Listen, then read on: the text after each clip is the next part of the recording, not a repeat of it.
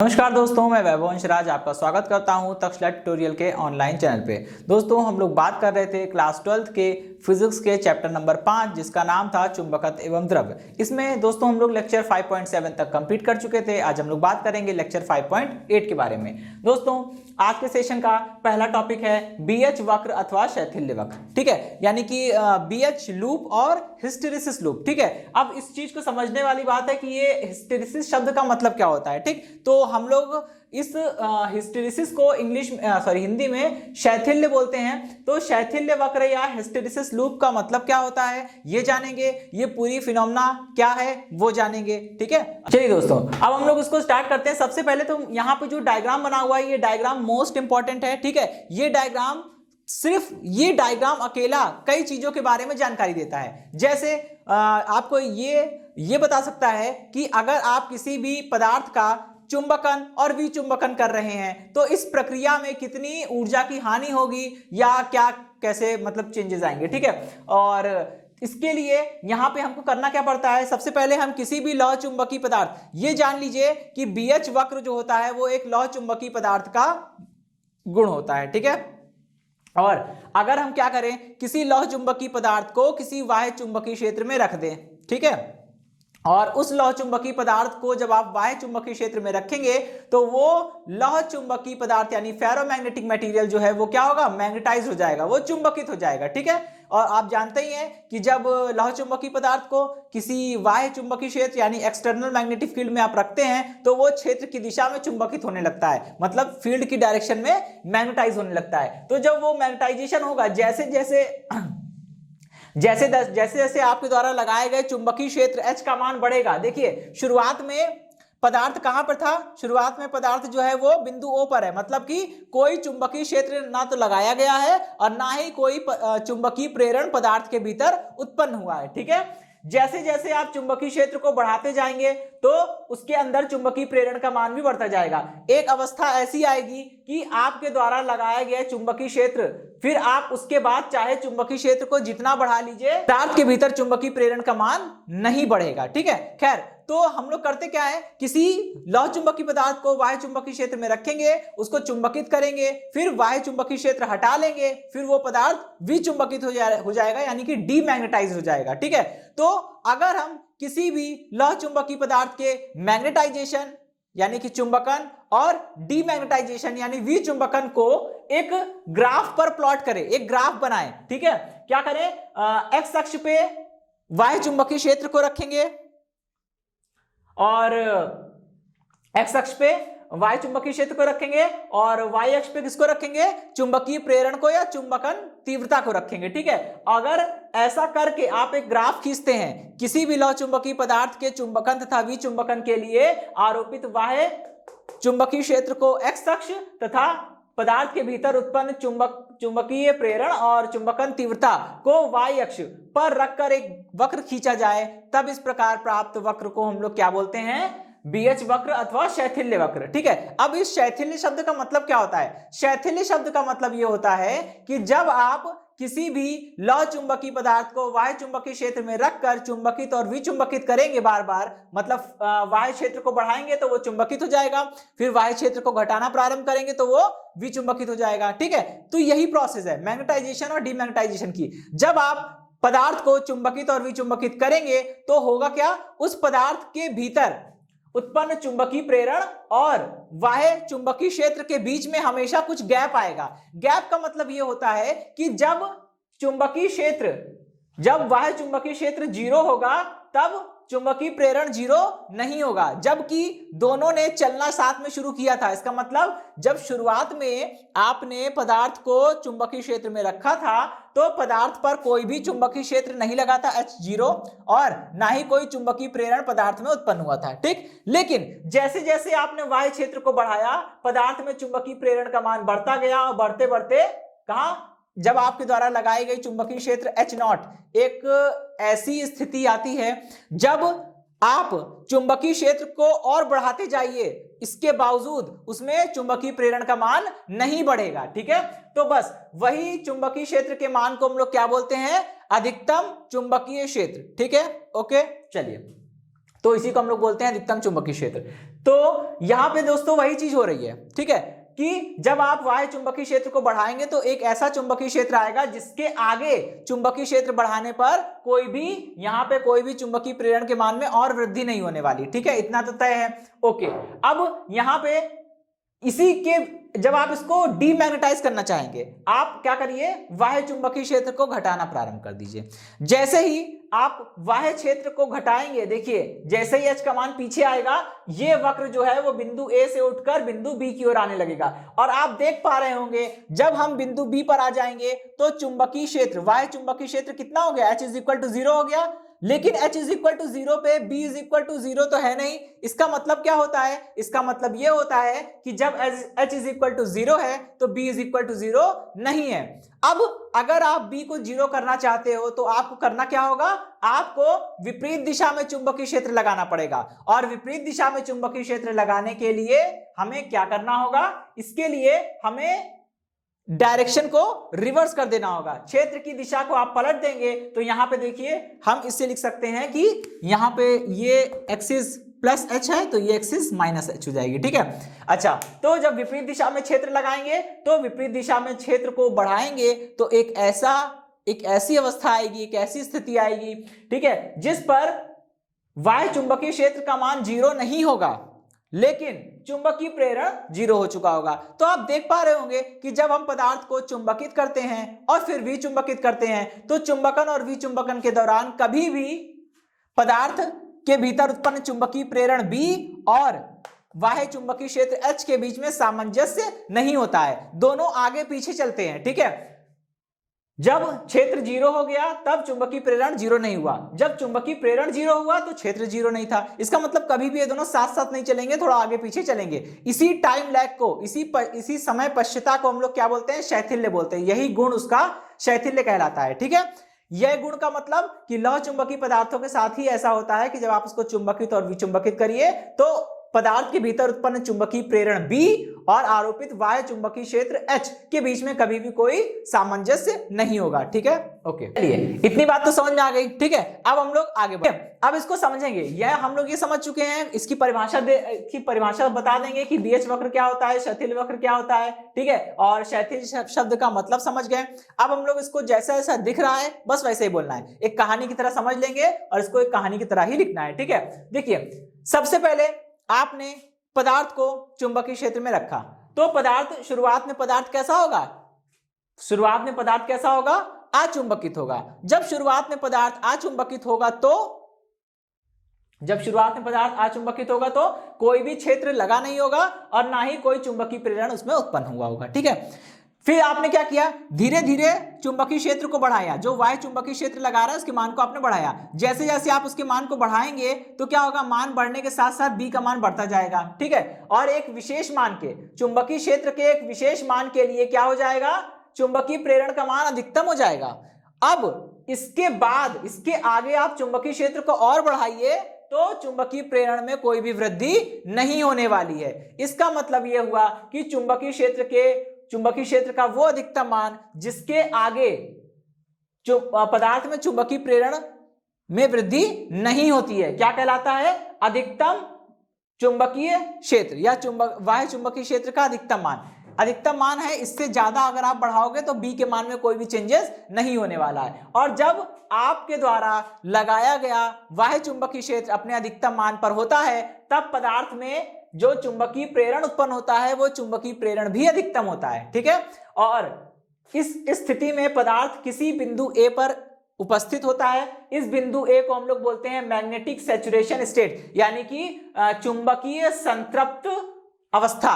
चुंबकीय संतृप्त अवस्था का मतलब होता है कि अब ये संतृप्त हो गया है। जैसे केमिस्ट्री में आपने पढ़ा है, संतृप्त विलयन का मतलब होता है कि अगर चीनी पानी का आपने शरबत बनाया है, चीनी घोलते जा रहे हैं, चीनी घोलेंगे पानी मीठा होगा और घोलेंगे और मीठा होगा। लेकिन एक अवस्था ऐसी आ जाएगी दोस्तों, जब आप उसके बाद चीनी डालोगे तो कुछ भी कर लेंगे वो घुलेगा नहीं। अगर आप उसे फिर भी घोलना चाहते हैं तो आपको उसका ताप बढ़ाना पड़ेगा, उसे गर्म करना पड़ेगा, ठीक है। गर्म करने की बात को हटा देते हैं अभी, ठंडे पानी में चीनी एक लिमिट तक ही घुलती है, उससे ज्यादा नहीं घुलती। क्यों? क्योंकि उसकी सैचुरेशन की स्टेट आ गई, वो संतृप्त विलयन कहलाता है। वैसे ही यहाँ पे चुंबकीय संतृप्त अवस्था आ गई है, इसके आगे चुंबकीय प्रेरण के मान में कोई भी वृद्धि नहीं होने वाली।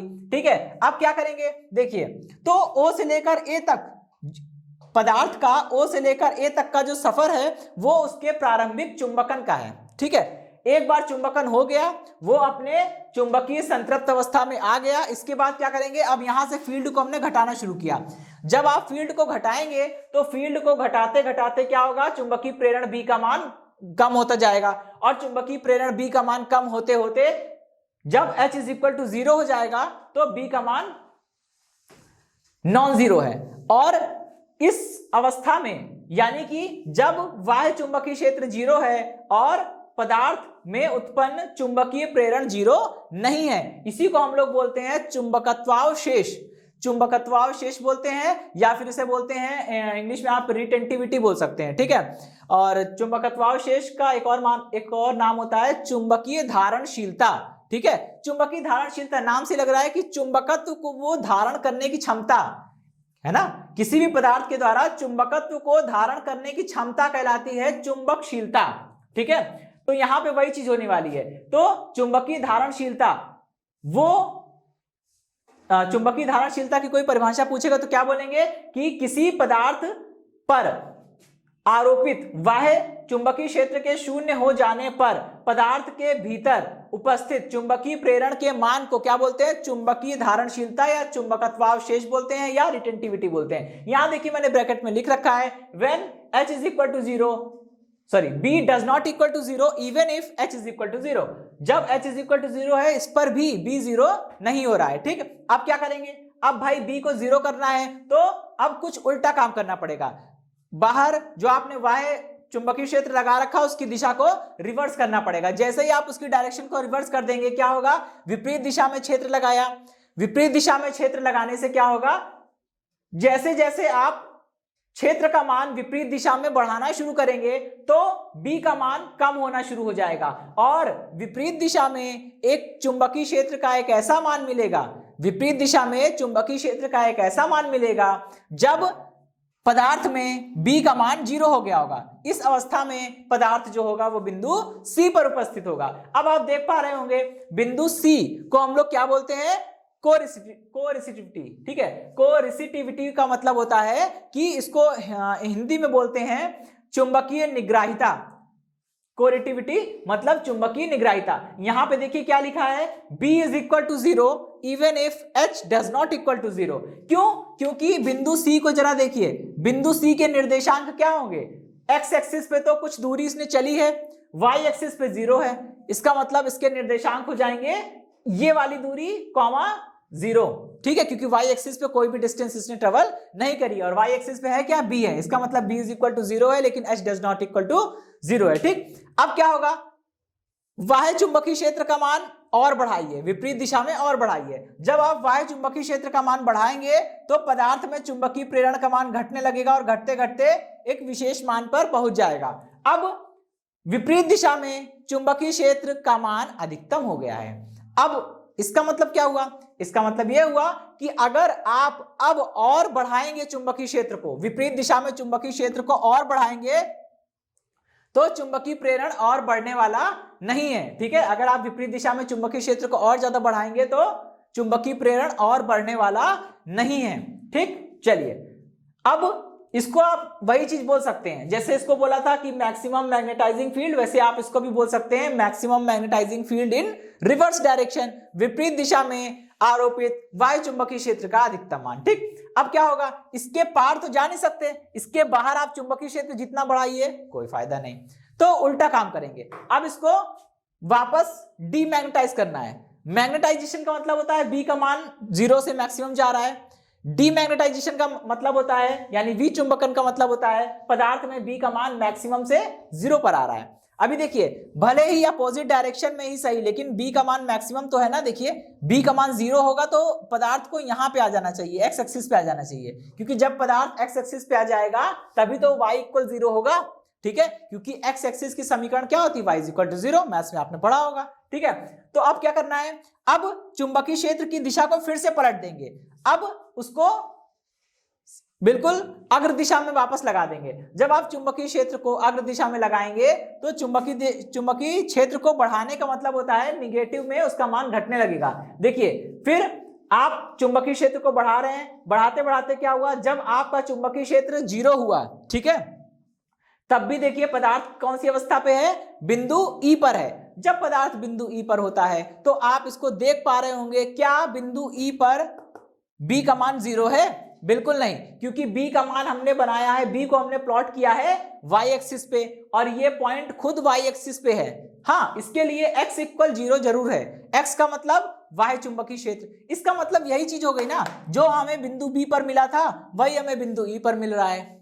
इसका मतलब ये कि अगर आपने इसको रिटेंटिविटी बोला तो आप इसे भी रिटेंटिविटी बोल सकते हैं, ठीक है, और ये है भी, ठीक। तो यहां भी वही चीज मिल रही है लेकिन अपोजिट डायरेक्शन में, ठीक, क्योंकि आपने क्षेत्र को पलट दिया है तो ये भी बी की दिशा भी पलट जाएगी। जब आप एच की डायरेक्शन को पलटेंगे बी की डायरेक्शन भी पलट जाएगी, ठीक है। चलिए, तो यहां पे क्या हो रहा है, यहां पे वाह्य चुंबकीय क्षेत्र 0 है लेकिन पदार्थ में चुंबकीय प्रेरण 0 नहीं है। अब क्या करेंगे, चुंबकीय क्षेत्र को और बढ़ाएंगे। जब आप चुंबकीय क्षेत्र को और बढ़ाएंगे तो बढ़ते बढ़ते क्या होगा, एक ऐसी अवस्था आएगी जब पदार्थ में चुंबकीय प्रेरण 0 हो जाएगा, और जब चुंबकीय प्रेरण 0 होगा तो वो अवस्था क्या कहलाएगी, कोरेसिटिविटी। और इसी को आप जैसे यहां पॉइंट सी पे जो चीज मिली थी वही चीज आपको पॉइंट एफ पर भी मिल जाएगी। फिर अगर आप इसके आगे और चुंबकीय क्षेत्र को बढ़ाते हैं तो यही प्रोसेस चलती रहेगी और ये फिर से मैग्नेटाइज होगा, फिर से वापस डीमैग्नेटाइज होगा और यही प्रक्रिया चलती रहेगी। अब देखिएगा दोस्तों, यहाँ पे ये जो बीएच वक्र है, ये बीएच वक्र हमें कुछ जानकारी भी देता है, ठीक है।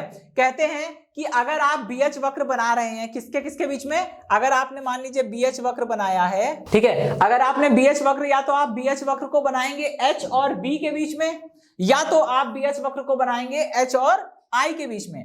आप चाहो बीएच वक्र को बीएच के बीच में बनाइए या फिर आप आई एच के बीच में बनाइए, काम तो वही होना है। काम वही होने का मतलब ये होता है कि यहां पे कुछ अवस्था वैसे ही उत्पन्न होने वाली है। वैसी अवस्था का मतलब है, देखिए यहां पे वही चीज होने वाला है जो वहां पे हो रहा है, ठीक। यहां पे बी एच, अगर आप बी और एच के बीच में वक्र खींचेंगे तो लूप का जो पूरा क्षेत्रफल होता है, ठीक है। देखिए अगर आप बी और एच के बीच में बीएच वक्र खींचा है तो इस पूरे लूप का जो क्षेत्रफल होता है, इस क्षेत्रफल को निकाल लीजिए और ये क्षेत्रफल आपको क्या बताएगा, ये क्षेत्रफल बताएगा एकांक आयतन को चुंबकित और विचुंबकित करने में किया गया कार्य। एकांक आयतन को चुंबकित एवं विचुंबकित करने में किया गया कार्य, ठीक। चलिए अभी यहाँ पे क्या है, आई एच, आई और एच के बीच में अगर आपने वक्र खींचा है, आई और एच के बीच में वक्र खींचेंगे तो क्या होगा, आई एच के बीच में वक्र खींचने पर हमें जो लूप मिलेगा उस लूप का पूरा क्षेत्रफल निकाल लीजिए। उस लूप का पूरा क्षेत्रफल जो है वो किसके बराबर हो जाएगा, वो एकांक आयतन, पदार्थ के एकांक आयतन को चुंबकित और विचुंबकित करने में ग्रहण ऊर्जा के द्वारा, ग्रहण ऊर्जा के बराबर हो जाएगा, ठीक। अगर आप आई और एच के बीच में ग्राफ खींचते हैं तो इस ग्राफ का जो, इस लूप का जो क्षेत्रफल आएगा वो लूप का क्षेत्रफल पदार्थ के प्रति एकांक आयतन को चुंबकित और विचुंबकित करने में पदार्थ के द्वारा ग्रहण की गई ऊर्जा के मान को बताएगा, ठीक है। एकांक आयतन को चुंबकित एवं विचुंबकित करने में पदार्थ द्वारा ग्रहण कुल ऊर्जा का मान मिलेगा अगर आपने ग्राफ बी और एच के बीच में खींचा है, ठीक है। चलिए ये तो छोटा सा टॉपिक हो गया। अब हम लोग इसी से जुड़ी हुई, मतलब बीएच वक्र से जुड़ी हुई एक और चीज देखेंगे। तो देखिए यहाँ पे जो मैंने फिगर 2 बनाया हुआ है, ठीक है, ये हमारा फिगर 2 हो गया और ये पहले जो वाला फिगर 1। ओके दोस्तों, ये जो हमने फिगर 2 बनाया हुआ है, देखिए इस फिगर 2 में एक ही एक्सिस पे, एक ही एक्स और वाई एक्सिस पे, एक ही कोऑर्डिनेट सिस्टम में मैंने 2 ग्राफ प्लॉट किए हैं, ठीक है। ये 2 ग्राफ क्या बता रहे हैं, ये इसमें पहला ग्राफ जो बना है वो सॉफ्ट आयरन के लिए बना है और दूसरा ग्राफ जो बना है वो स्टील के लिए बना है, ठीक है। सॉफ्ट आयरन के लिए हो चाहे स्टील के लिए हो, बात हम लोग यहाँ पे ये कर रहे हैं कि इससे हम लोग क्या क्या निष्कर्ष निकाल सकते हैं, ठीक है। बिल्कुल ये एक एग्जाम्पल की तरह काम करेगा, क्योंकि हो सकता है एग्जाम में अगर आपको थोड़ा सा ऐसे सोचने वाले क्वेश्चन आ गए या कहीं आगे आपको मतलब कि आगे इंटर के बाद किसी और एग्जाम में मिल गए तो वहां से इस ग्राफ को देखकर कंक्लूजन निकालने में आपको मदद होगी, ठीक है। अभी बिल्कुल इस टॉपिक के जस्ट पहले मैंने आपको बताया था कि अगर ग्राफ बी और एच के बीच में खींचा गया हो तो आपको पता चल जाएगा कि लूप के बीच में जो क्षेत्रफल होगा, लूप का जो क्षेत्रफल होता है वो क्या बताता है, पदार्थ के प्रति एकांक आयतन को चुंबकित और विचुंबकित करने में पदार्थ के द्वारा ग्रहण की गई ऊर्जा। अब देखिए, आप देख पा रहे होंगे जो मोटा वाला ग्राफ आया है, ये जो मोटा वाला लूप आया है, ये किसके लिए है, स्टील के लिए है। इसका मतलब क्या हुआ, और जो सॉफ्ट आयरन दोस्तों दो प्रकार के होते हैं, ठीक है, आपके लिए तो दो ही प्रकार के हैं, सॉफ्ट आयरन और कास्ट आयरन, ठीक है। तो मतलब नर्म लोहा और सॉरी ढलवा लोहा और पिटवा लोहा ऐसा करके कुछ बोलते हैं, ठीक है।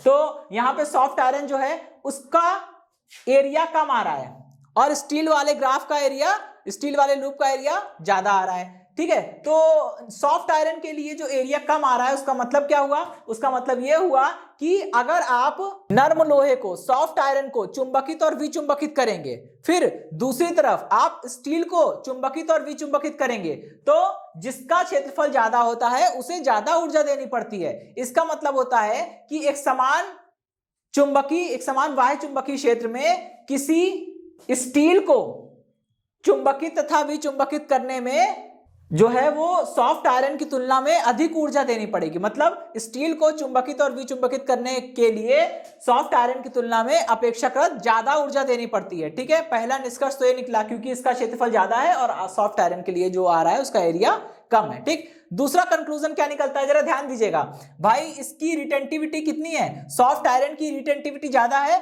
और स्टील वाले ग्राफ की रिटेंटिविटी कम है। और रिटेंटिविटी बताती क्या है, रिटेंटिविटी हमें यह बताती है, मतलब रिटेंटिविटी का मतलब होता है चुंबकीय धारणशीलता या चुंबकत्वावशेष, ठीक है।